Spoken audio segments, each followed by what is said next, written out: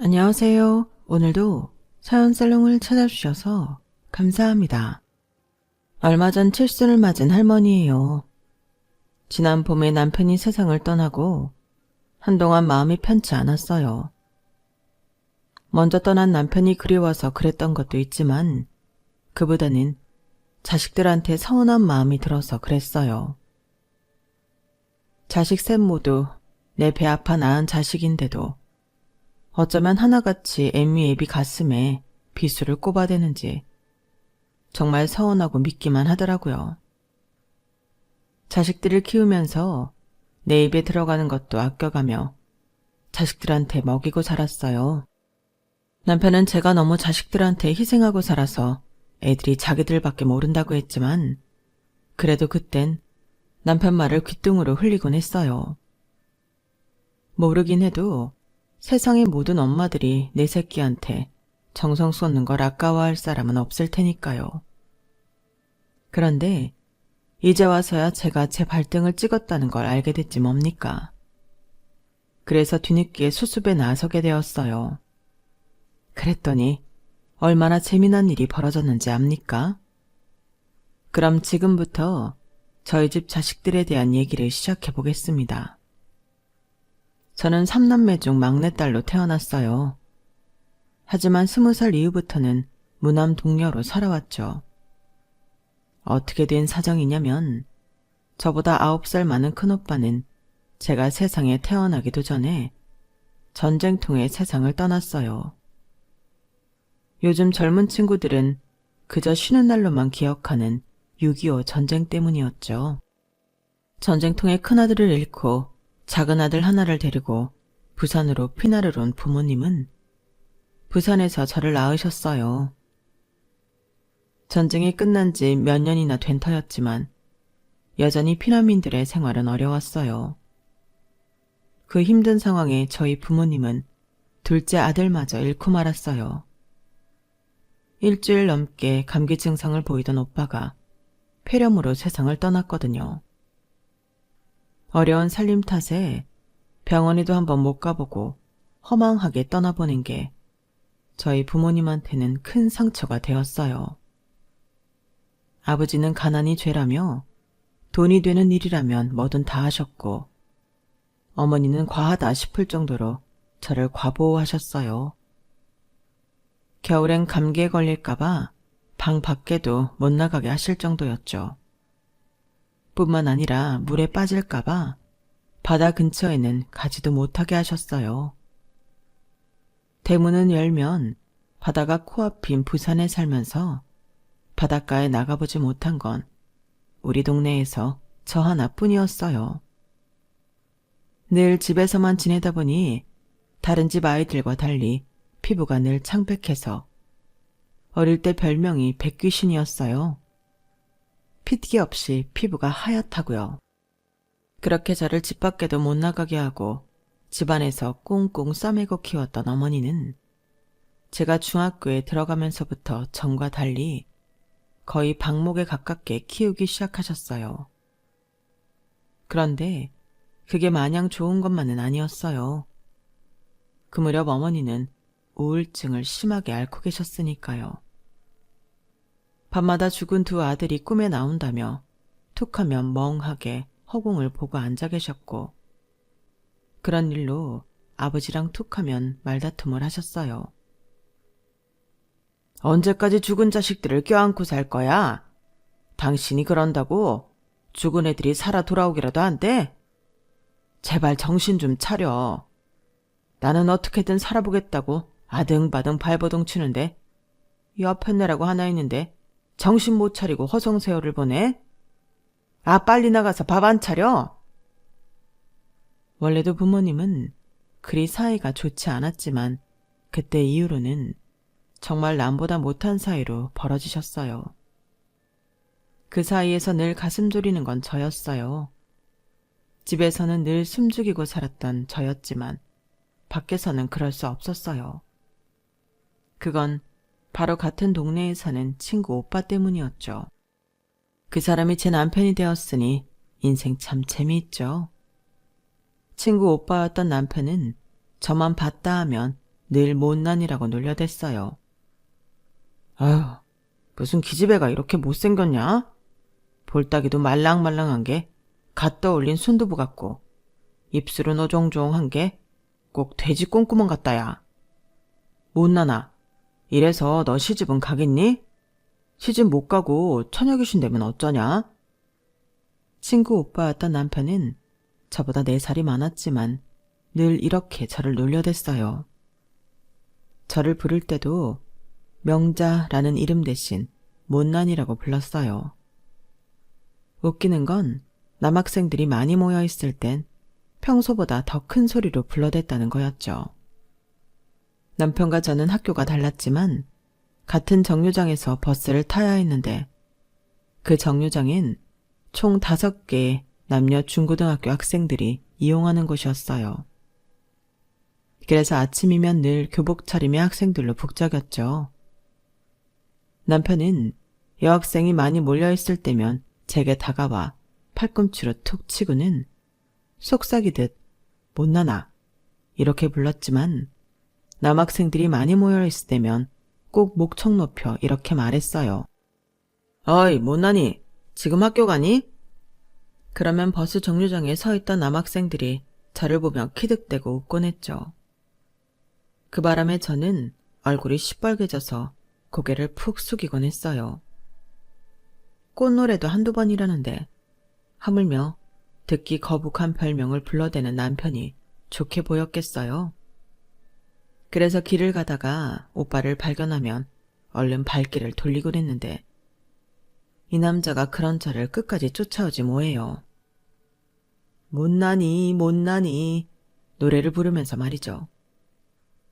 그러다 고등학교 1학년 때였을 거예요. 하굣길에 버스에서 내려 집까지 혼자 걸어가고 있었는데 저 앞에 남편이 저희 집 앞 골목을 서성이고 있지 뭐예요. 이젠 집까지 쫓아와 놀리려나 보다 생각하니 화가 머리 끝까지 오르더라고요. 그 와중에도 오빠는 저를 발견하자마자 그러는 거 있죠. 못나나, 학교에서 이제 오니? 그 말이 도화선이 돼선 순간 빵 하고 터져버렸어요. 왜 내가 못난이에요? 우리 엄마도 아빠도 심지어 동네 아주머니들도 다들 나보고 예쁘다고 그러는데 왜 오빠만 나한테 못난이라고 부르냐고요? 내가 못생겨서 싫으면 안 보면 되잖아요.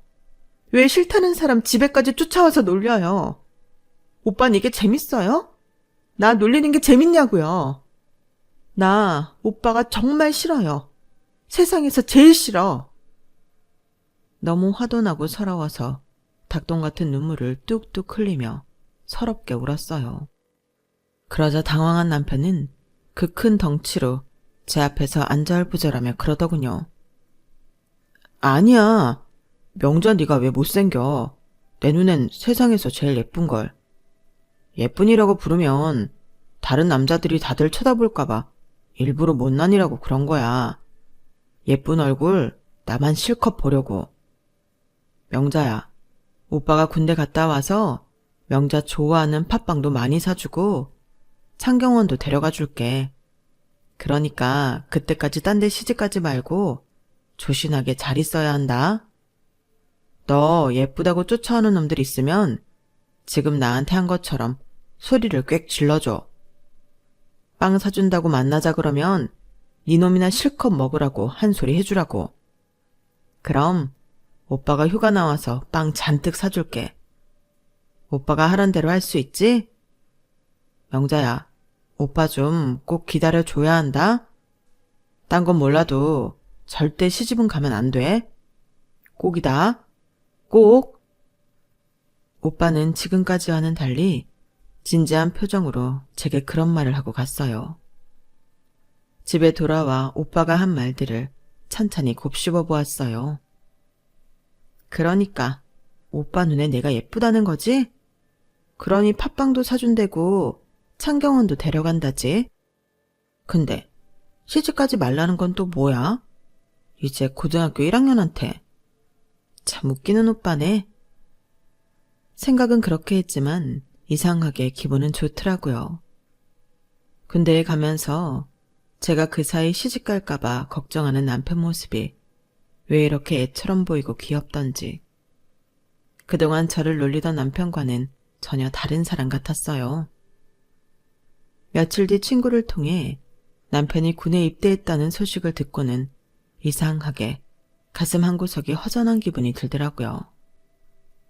금방이라도 골목에서 튀어나와 못난이라고 부를 것만 같았거든요. 든 자리는 몰라도 난 자리는 느껴진다는 말이 참이다 싶었죠. 그렇게 몇 달이 지나 남편에 대한 생각이 흐려질 즈음 수업을 마치고 친구들과 교문을 나서는데 어디선가 못나나 하고 부르는 소리가 들렸어요. 이젠 그 별명을 불러줄 사람도 없어서 환청인가 하고 지나치려는데 누가 뒤에서 제 어깨를 확 잡지 뭐예요. 놀라서 돌아봤더니 남편이었어요. 오빠가 여긴 웬일이에요? 지금 군대에 있어야 하잖아요. 우리 못난이 보고 싶어서 휴가 나왔지, 못난아. 오빠랑 팥빵 먹으러 갈까? 그 말이 떨어지기가 무섭게 남편은 제 손을 잡아 끌고는 학교 앞 빵집으로 갔어요. 저와 함께 하교를 하던 친구들도 함께 말이죠. 얼떨결에 남편은 처음 보는 제 친구들 앞에서 넉살 좋게 자기 자랑을 늘어놓았어요. 자기가 얼마나 힘이 세고 총도 잘 쏘는지 거짓말까지 보태가며 한참을 떠들던 오빠는 목소리를 가다듬고 이렇게 말했어요. 그러니까 앞으로 명자 좋다는 남학생이 쫓아오면 니들이 이 얘기를 꼭 해주라고. 명자한테는 힘세고 총도 잘 쏘는 남편감이 있으니까 얼씬도 말라고 말이야. 알았지? 그럼 이 오빠가 휴가 나올 때마다 팥빵이고 찐빵이고 왕창 사줄 테니까. 그 말에 친구들은 신난다며 손도장까지 찍어주었죠. 치, 누가 오빠한테 시집간대? 괜히 혼자 김칫국 마시고 있네. 난 신성일처럼 잘생긴 남자가 좋다고. 오빠처럼 산적 같은 남자 말고. 그러자 남편은 헛웃음을 치며 말했어요. 명자야, 네가 아직 어려서 남자 보는 눈이 없어 그러는 모양인데 우리나라가 어떤 나라냐? 전쟁이 끝나긴 했지만 종전이 아니라 엄연히 휴전국가라고. 언제 전쟁이 터질지 모르는 나라에서 제일 중요한 게 뭐겠어? 내가 사랑하는 사람을 지켜줄 수 있는 힘이야. 신성일이를 한 트럭 때려와 봐라. 나한테 잽이 되나? 남자는 자고로 말이지. 내 사람을 지킬 수 있는 힘이 있어야 한다고. 그러니까 엉뚱한 남자한테 눈 돌리지 말고 앞으로는 위문 편지도 좀 보내고 우리 숙자랑 같이 면회도 좀 와라. 오빠가 우리 명자 보고 싶어서 밤에 잠이 안 온다. 에이 징그러. 난 아직 고등학생이라고요. 오빠는 성인인데 왜 학생한테 이래요? 자꾸 이러면 우리 엄마한테 이를 거예요. 얘들아, 빵 다 먹었으면 가자. 속으론 남편의 이런 오지랖이 싫지 않았지만 친구들 앞이라서 괜히 싫은 척 연기를 했어요. 친구들을 보내고 남편과 둘이 버스를 탔는데 그때 처음 나란히 앉아봤던 것 같네요. 조금 전까지만 해도 말도 잘하던 남편은 제 옆에 앉아서는 얌전한 양처럼 조용히 있었어요. 그리고는 묵묵히 저희 집까지 데려다 주었죠. 아직 학생인 제게 허튼 짓은 하지 않았지만 저를 바라보는 눈빛은 영화 속 주인공처럼 사랑에 빠진 모습 그 자체였어요. 4살이나 어린 여자한테 사랑을 느끼다니 지금 같아선 경찰에 끌려갈 일이지만 당시만 해도 제 나이에 결혼을 하는 여자들도 있었으니 당시로선 환영은 못 받아도 죄는 아닌 일이었어요. 명자야, 잘 자라. 내일 아침에 오빠가 데리러 올게. 휴가 기간 내내 너 학교까지 데려다 줄 테니까 그렇게 알아. 오빠는 친구도 없어요. 휴가라면서 나 학교 데려다 주고 데려오는 것밖에 할 게 없냐고요. 없어서 안 만나겠니? 명잔이가 내 마음의 1순위니까 그런 거지. 자말 말고 얼른 들어가. 밤에 나돌아다니면 엄한 놈들 꼬이니까. 남편은 마치 제 친오빠처럼 제 일거수일투족에 간섭하고 과하다 싶을 정도로 챙겨주기도 했어요. 남편이 군대에 있는 동안 저는 단 한 번도 면회를 간 적이 없어요. 고등학생 아이가 군에 간 동네 오빠한테 면회 가는 게 조금 이상해 보였거든요. 하지만 편지만큼은 자주 보냈어요. 평소 남편한테 못했던 얘기들도 편지에서 잘도 떠들어댔고 친구들 사이에서 있었던 일들도 쫑알쫑알 잘도 떠들어댔죠. 그렇게 시간은 흘러 저는 고등학교를 졸업했고 남편도 군에서 제대를 했어요. 남편이 군대에 간 사이 여고생에서 성인이 된 저는 모처럼 화장도 하고 엄마 백도 빌려들고는 약속 장소로 향했죠. 따지고 보면 이게 남편과의 첫 데이트였기 때문에 나름 신경을 쓴 거예요. 단성사 앞에서 만나기로 했는데 너무 일찍 도착해서 그런가 남편이 안 보이더라고요. 그런데 그때 누가 제 어깨를 턱 건드렸어요. 남편인가 보다 하고 돌아섰는데 처음 보는 남자더라고요. 껄렁한 옷차림을 한 그 남자는 저를 보고 실실 웃으며 같이 차라도 한잔 하자고 하더군요. 이런 일은 처음 겪는 일이라서 어떻게 해야 할지 몰라서 그냥 싫다고 하곤 돌아섰는데 그 남자가 제 팔을 잡아 끌면서 자꾸 같이 가자고 하잖아요. 무서워서 눈물이 다 나려고 했는데 그때 익숙한 목소리가 들렸어요. 여보, 당신 거기서 뭐해? 그 소리에 돌아보니 남편이 눈에 힘을 빡 주고 삐딱하게 서서 우리 쪽을 바라보고 있더라고요. 남편을 보자 어찌나 반갑던지 저를 잡고 있던 남자 손을 뿌리치곤 남편한테 달려가 안겼어요. 그러자 남편은 몸이 살짝 경직되더니 이내 저를 괴롭히던 남자한테 소리쳤죠. 이게 남의 마누라한테 왜 수작질이야? 너 죽고 싶어? 남들보다 머리 하나는 더 위로 올라오는 키에 군대를 갓 제대한 터라 몸도 탄탄했던 남편은 누가 봐도 만만한 상대가 아니었을 거예요. 상대 남자는 제 남편을 보자 슬금슬금 뒷걸음쳐 도망을 가더라고요. 남편은 자기 품에 안긴 저를 내려다보면서 말했어요.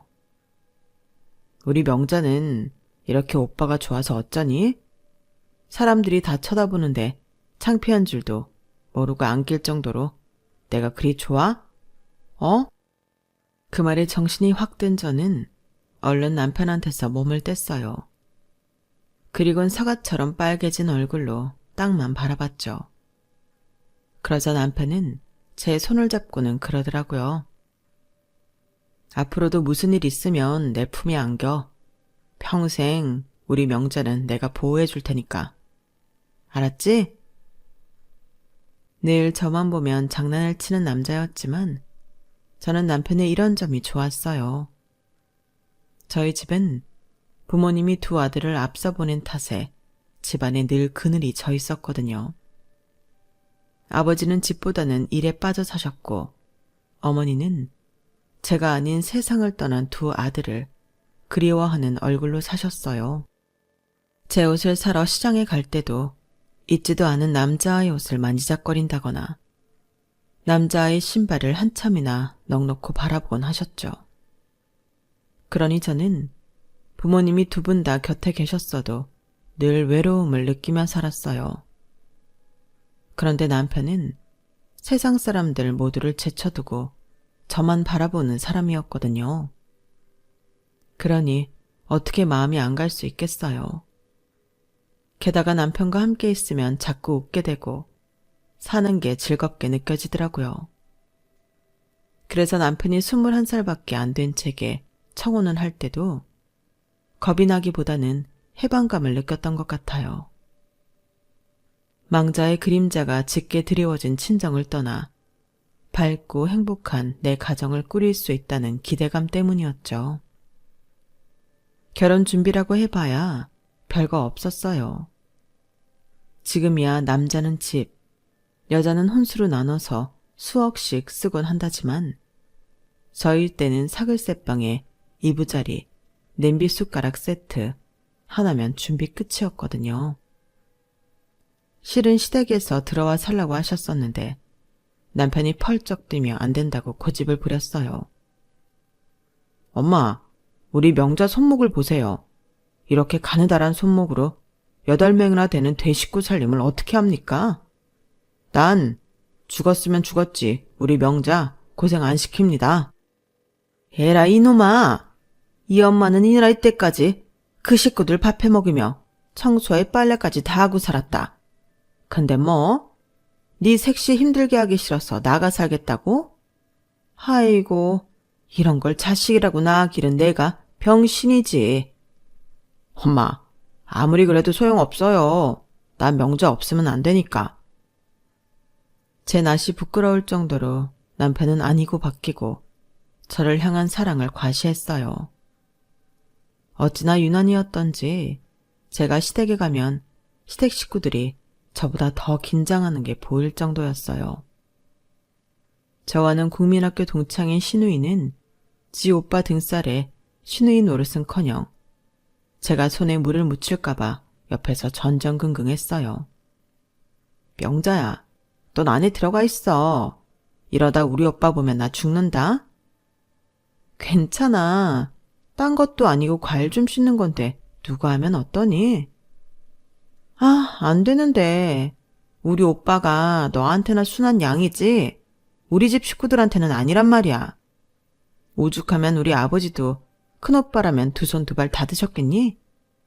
명자야, 내가 부탁한다. 그냥 들어가서 쉬고 있어.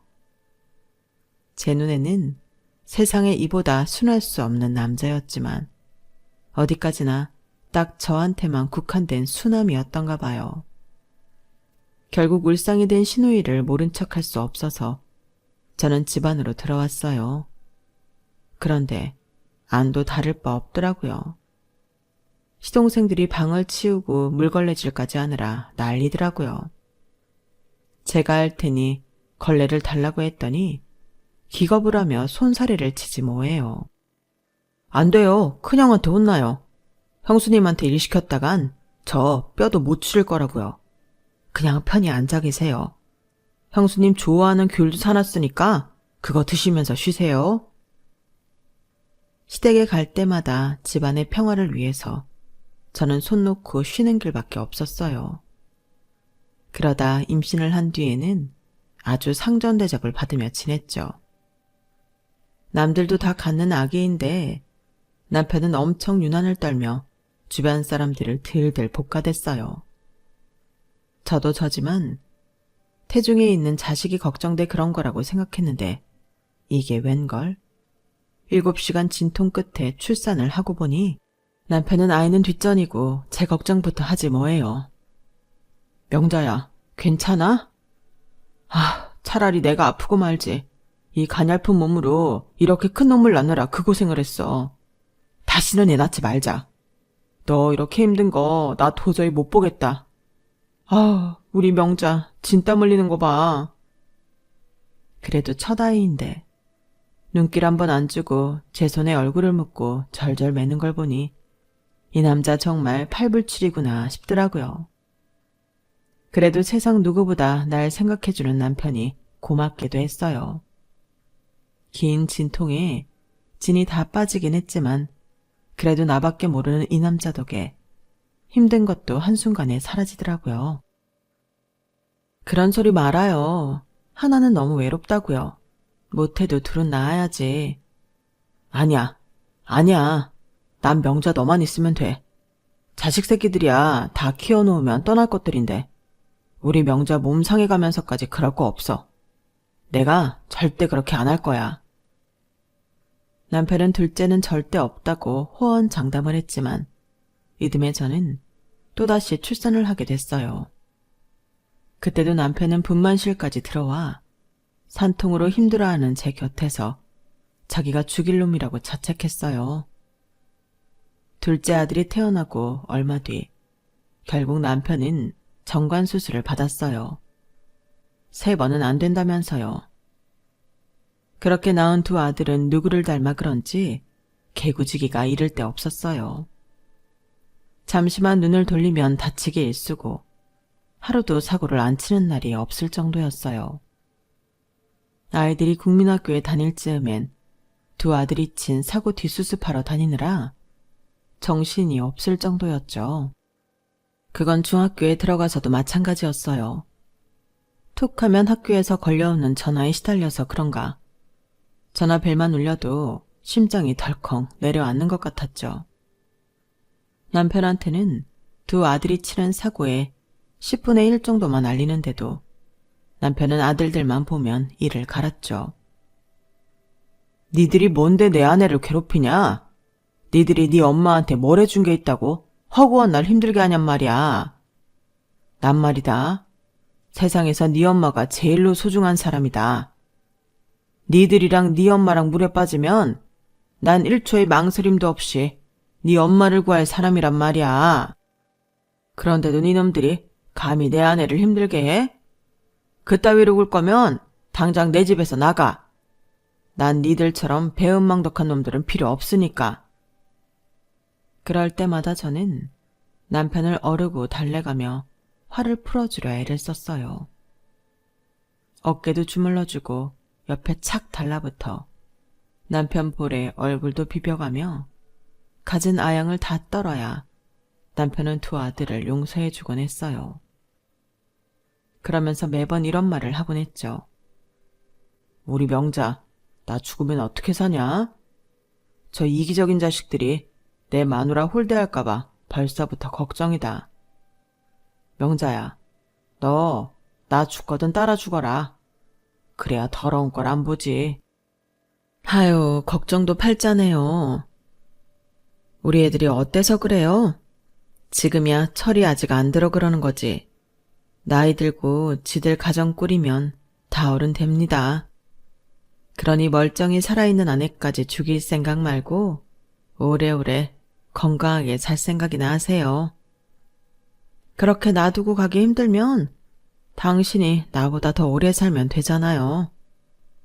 그래, 그래야겠네. 내가 당신보다 딱 1주일만 더 살고 갈게. 당신 장례 치르고 묘자리까지 정하고 그러고 따라갈게. 그때는 남편이 괜한 걱정을 한다고 생각했는데 시간이 흐를수록 남편이 왜 그렇게 걱정을 했는지 알 것 같았어요. 남편이 벌이가 좋았던 탓에 부족한 거 없이 2 아들을 키웠는데도 어찌된 일인지 애들이 점점 더 이기적으로 변하더라고요. 맛있는 건 지들 입에 넣기 바쁘고 좋은 것도 지들이 먼저 쓰기 바쁘더라고요.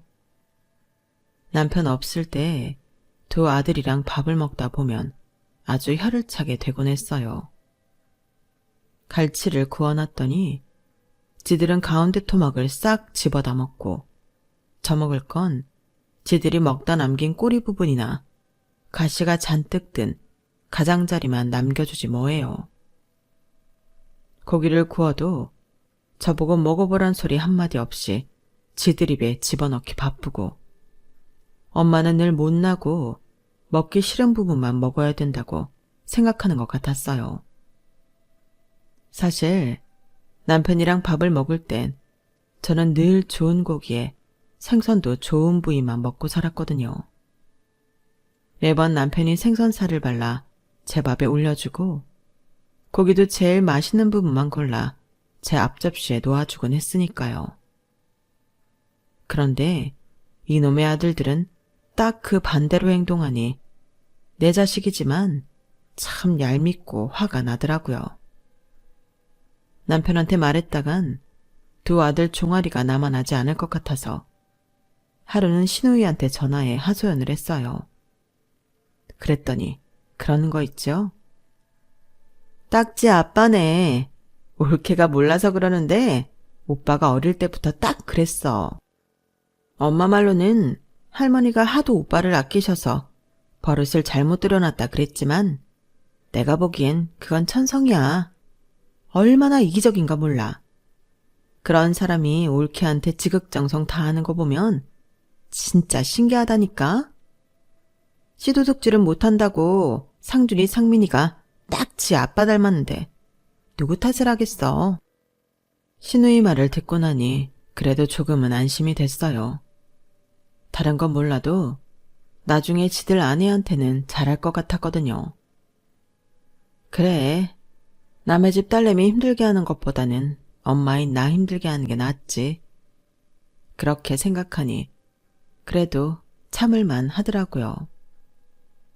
두 아들이 대학을 졸업하고 원하는 직장에 취직해 지들 가정을 차린 뒤에도 이기적인 건 여전했어요. 그래도 지들 아내한테는 잘하고 사니 다행이다 생각했죠. 자식들도 떠나보내고 남편과 둘이 지내게 되니 두 번째 신혼을 맞은 것처럼 하루하루가 재미있었어요. 남편이 사업체를 작은 아들한테 맡기고부터는 함께 여행도 다니고 캠핑카도 장만해서 국토 여행도 떠나곤 했어요. 애들이 그 나이에 사고라도 나면 어쩌려고 그러냐며 걱정 반, 타박 반을 해댔지만 제 남편이 그 말을 들을 사람이 아니잖아요. 잘못돼도 니들한테 손 안 벌린다며 운전대를 잡았죠 뭐. 차를 타고 가다가 경치가 좋은 곳이 있으면 거기에 자리를 잡고 시간 가는 줄 모른 채 풍경을 감상하곤 했어요.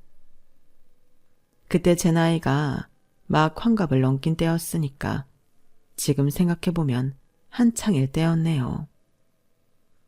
몇 년 그렇게 캠핑카를 타고 다니다가 남편 나이도 있고 해서 남편을 설득했어요. 이제는 밖에서 힘들게 밥 해먹고 여행하는 것보다 호텔에서 조식 먹어가며 편하게 여행하고 싶다고 했더니 남편이 당장 캠핑카를 팔겠다고 하더라고요. 그래서 둘째를 시켜서 캠핑카를 팔아버렸죠. 남편은 내심 아쉬워하는 듯 했지만 그래도 나이를 생각하면 잘한 결정이다 싶었어요. 우리 부부의 주 수입원은 상가 월세와 오피스텔 월세였어요. 남편이 부동산에 관심이 많았던지라 그동안 목돈이 생길 때마다 사두었던 것들이 말년에 효자 아들 노릇을 하게 되었거든요. 우리나라는 돈 벌려면 부동산에 투자해야 한다더니 그간 사모은 상가며 오피스텔을 실거래가로 따져보니 돈이 상당히 되더라고요. 재벌은 아니어도 손주들 때까지 먹고 살 정도는 되니 말이에요. 돈 걱정 없겠다. 자식들 걱정 없겠다. 이제 우리 부부만 아픈 데 없이 즐기며 살면 되겠다 생각했는데 남편이 덜컥 암에 걸린 거예요. 남편의 암 진단 소식에 내가 암에 걸린 것보다 더 겁이 나더라고요. 그랬더니 맏며느리가 그러네요. 요즘은 의술이 발달돼서 치료 잘 받고 식이요법 잘하면 백수도 누릴 수 있을 거라고요. 하지만 며느리 말과 달리 남편은 암투병을 시작한 지 2년 만에 세상을 떠나고 말았어요. 죽는 그 순간까지 남편은 제 걱정뿐이었어요. 우리 명자, 나 죽으면 어찌 사나. 내가 있어야 자식놈들도 찾아오고 할 텐데. 그런 소리 말아요. 우리 애들이 아무렴 혼자 남은 지엄마를 모른 척할까. 차라리 모른 척이나 하면 다행이게. 어떻게 하면 하루라도 빨리 유산 받아낼까 하고 당신을 들들 볶지 않으면 다행이지. 그놈들 등살에 당신이 명대로 살 수 있을지 그게 걱정이네. 호흡기 없이는 혼자 숨도 제대로 못 쉬는 양반이 숨을 헐떡이면서도 제 걱정을 하는데 이런 사람을 어떻게 보내주나 속으로 피눈물이 흐르더라고요. 여보, 내 걱정 그만하고 저 세상 가거든 거기선 당신 위에 살아요. 산 사람은 어떻게든 산다잖아요. 그동안 당신한테 사랑받고 살아온 추억이 있으니까 난 그걸로 살만해요. 그러니까 제발 내 걱정은 말아요. 알았죠? 그동안 나 많이 사랑해줘서 고마워요.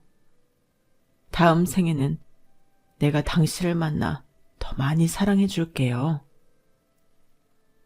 남편은 그제야 힘겹게 내려앉는 눈꺼풀을 파르르 떨고는 깊은 잠에 빠졌어요. 그렇게 내 손을 잡은 채 세상을 떠난 남편을 저는 한참이나 바라보았어요. 이제 다시 볼 수 없는 남편 얼굴을 제 눈에 가득 담아 기억하려고요. 병마와 싸우느라 그 좋던 풍채가 하루가 달리 작아져서 이제는 살보다 뼈가 먼저 도드라져 보이는 남편이었지만 그래도 젊은 시절 그 모습이 어렴풋이 남아있더라고요. 50년 가까이 살붙이고 살았는데 제 남편 얼굴을 자세히 본 건 이때가 처음이 아니었나 싶네요. 뒤늦게 연락을 받은 두 아들 내외가 병원에 도착하고서야 장례 절차를 밟을 수 있었어요. 지인들한테 연락을 하는 건 작은 애가 맡아서 해줘서 제가 따로 할 건 없었어요. 그렇게 남편 장례가 시작되고 문상객들을 맞느라 정신없이 보냈어요. 저는 남편 임종을 지킨 이후 아무것도 넘기지 못했던 탓에 기력이 쇠해져 탈상을 앞두고 장례식장 안쪽에 위치한 방에서 누워 있었어요. 잠이 들었다가 깨기를 반복했던 것 같아요. 그런데 새벽녘에 문 밖에서 우리 아이들 내외가 속삭이듯 하는 소리가 들리지 뭐예요. 형, 아버지 재산이 상가랑 오피스텔 한 동, 연희동 집 이것뿐인가? 연희동 집은 엄마 혼자 살기에 좀 크지 않나? 요즘 그쪽에 집값도 많이 올랐다던데 이참에 파는 게 낫지 않아? 내 생각도 그렇긴 한데 어머니가 그러겠다고 하시겠니? 아버지랑 추억이 있니 어쩌니 하면서 쥐고 있으려 들 텐데. 모르긴 해도 아버지보단 어머니가 더 오래 사실 것 같은데. 그때까지 유산 정리 안 해주시면 어쩌냐? 나 내년엔 독립할 생각이라 사업 자금도 필요한데 말이야. 그러게요. 가만 보면 어머님처럼 고생 않고 편히 산 분들이 가늘고 길게 사시더라고요. 우리 할머니도 90 넘어서까지 사셨다니까요. 형, 형수 말대로 우리 엄마가 90까지 살면 어떡하냐? 아니, 그러다 우리보다 더 사시는 거 아니야? 혼자 남은 엄마가 오래 살 걸 걱정하는 아들 내외를 보니 심장이 덜컥 내려앉는 것 같았어요. 빈말이라도 하나 남은 부모, 오래 사시라고 하진 못할 망정 90까지 살까봐 한 걱정을 하다니. 이래서 남편이 죽는 순간까지 내 걱정을 했나 보다 싶더라고요. 다음 날 남편을 장지에 묻고 돌아오는데 한없이 눈물이 흘렀어요. 남들 눈엔 떠나간 남편이 그리워 그러나 보다 했겠지만 실상은 아니었어요. 제 엄마가 빨리 죽기를 바라는 자식놈들한테 서운하고 무서워서 눈물이 흘렀으니까요. 집에 돌아온 후로 식음을 전폐하고 누워 있었는데 순간 이러다 나마저 죽으면 자식놈들이 기뻐할지 모른다는 생각이 들어 번쩍 눈이 떠지더라고요. 괘씸한 것들. 내가 갈 때 가더라도 니들 좋으라고 당장은 못 간다. 오기가 생겨서 벌떡 일어나 주방으로 가 된장찌개를 끓이고 밥을 했어요. 먹고 힘내서 야속한 자식놈들한테 절대 지지 않게 살다가 가겠다 생각하면서요. 점심때는 근처 마트에 가서 한우도 사다가 구워 먹고 몸에 좋다는 홍삼이며 제철 과일도 죄다 사다가 냉장고에 채워두었어요. 잘 먹고 잘 버텨야겠다는 생각뿐이었거든요. 그렇게 며칠이 지났을까요? 낯선 번호로 전화가 왔더라고요. 남편이 남긴 유언장이 있다면서 와서 유언 내용을 들으라더군요. 어디로 가야 하냐고 했더니 변호사 사무실 주소를 알려주길래 시간에 맞춰 찾아갔어요. 그랬더니 아들 내외가 벌써 와 있더라고요. 잔뜩 기대를 하고 있는 표정을 보니 속에서 우러가 치밀었어요. 그런데 변호사가 유언장을 발표하자 순식간에 분위기가 바뀌어 버렸지 뭐예요. 왜냐고요? 남편 유언이 참 남편 성격 그대로였거든요. 아니, 이게 정말 저희 아버지가 남긴 유언장이라고요? 아니, 이런 말도 안 되는 유언을 남기는 게 어디 있습니까?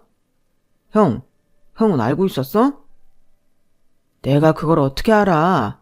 나도 지금 처음 듣는 건데. 아버지 진짜 왜 이러시냐? 아들놈들이 왜 이렇게 열을 내는지 궁금하시죠? 제가 애들 입장이었어도 황당했을 거예요. 남편이 남긴 유언이 꽤나 괴팍했거든요. 내용은 이랬어요. 먼저 남편 회사는 제 앞으로 돌려놓았고요. 그 외의 재산에 대한 유산 배정은 다음과 같았어요. 제가 5년 안에 죽으면 전 재산을 사회에 환원하고 10년 안에 죽으면 절반을, 20년 넘게 생존하면 제가 지낼 요양원비를 제외한 전액을 두 아들한테 똑같이 나눠주겠다고요. 그리고 덧붙인 조항이 있었는데 하나는 제가 자식들의 보살핌을 받지 못해 병을 얻었을 땐 가차없이 두 아들을 유산 상속에서 제외하고 조카들을 유산 상속인으로 삼는다는 거였어요. 조카들 역시 유산 상속 조건은 위의 내용과 동일했고요. 두 번째는 제가 원한다면 언제든 원하는 사람한테 유산을 상속할 수 있다는 거였죠. 한마디로 니들 엄마한테 소홀하면 한 푼도 안 남겨주겠다는 압박이었던 거예요. 당장 돈을 주면 돈만 받고 연락을 끊을까봐 기간도 길게 잡고 혹여 자식들보다 나한테 잘하는 사람이 있다면 그게 누구든 내 마음대로 유산 상속을 할 수 있게 함으로써 자식들이 효도 경쟁을 하게 만든 거죠. 하여간에 누가 내 남편을 말리겠어요. 아내 사랑이 지극했던 남편 덕분에 두 아들놈은 죽을 맛이 되었겠지만 그래서 어찌나 통쾌했나 몰라요. 지 엄마 빨리 죽으라고 곡을 하던 놈들이 어떻게 나올지도 궁금했고요. 유언장에 발표된 이후 자식놈들이 어떻게 변했는지 아세요? 혹여 제가 감기라도 걸릴까봐 비타민이며 과일들을 잔뜩 사다 나르고요. 나이 들면 단백질 섭취를 잘해야 한다며 한우가 떨어지지 않을 정도로 사들고 온답니다. 평소엔 명절이나 돼야 얼굴 한번 볼 수 있던 자식놈들이 이제는 수시로 집에 드나들며 안부 인사를 한다니까요. 작은 놈은 이참에 내 집에 들어와 살겠다고 하더군요. 두 아들 내외의 효도 경쟁이 언제까지 이어질지는 모르겠지만 그래도 지금은 이 순간을 즐겨볼 생각입니다. 남편 말대로 이제는 저도 이기적으로 살아보려고요. 인생 뭐 있습니까? 죽는 날 후회 없이 한 세상 살면 그만이죠. 이제 남은 인생 저도 원 없이 살아볼 생각입니다. 그래야 남편을 만나면 들려줄 얘기가 많지 않겠어요? 지금까지 제 사연을 들어주셔서 감사합니다. 여러분들의 삶이 지나온 인생보다 남은 길이 더 행복하기를 바랍니다. 여러분, 사연 댓글에 응원과 현명한 조언 부탁드려요. 좋아요, 구독은 저에게 큰 힘이 됩니다. 오늘도 좋은 일 가득하세요.